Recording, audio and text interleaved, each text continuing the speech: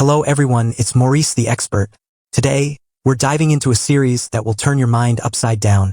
A political thriller, a devastating cyber attack, and Robert De Niro as a former president overwhelmed by events. You guessed it, we're talking about 0 Day, a Netflix production that already looks like a must-watch. Imagine. The United States plunged into chaos after a series of cyber attacks, massive blackouts, paralyzed infrastructure, and a climate of widespread panic. In the middle of the storm, one man, George Mullen, former president, a veteran politician, called back urgently to figure things out. Who is behind all this? And most importantly, what is he about to discover? But the real twist of the series is not just the external threat. It's what's happening inside Mullen's mind. He forgets things. He hears voices. Sometimes an old Sex Pistols song plays for no reason. His mind is playing tricks on him. Old age? Cognitive decline? Not so simple, because soon, an even more terrifying hypothesis emerges. What if he were the victim of a much more insidious attack? A neurological weapon capable of altering memory itself? A secret program called Proteus. From that moment on, 0 Day takes an even darker turn. When you can no longer trust your own brain, how do you find the truth? Mullen tries to piece things together. He relies on witnesses, files, recordings, but when everything can be falsified, when even the screens display cryptic messages like "this will happen again," paranoia sets in. Who is manipulating whom? Who can be trusted? And this is where the series hits hard, because this nightmare speaks to us too.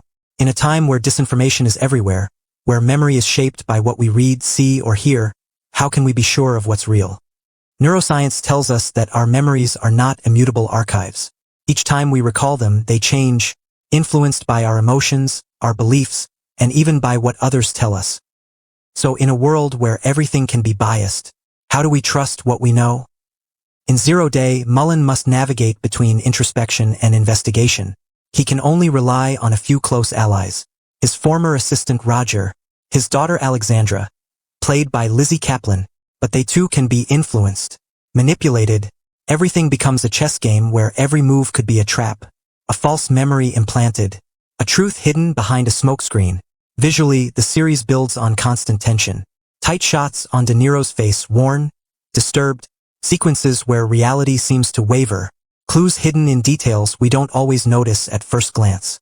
And that soundtrack, minimalist, oppressive, reinforcing the sense of disorientation. And the ending? Get ready to be shaken.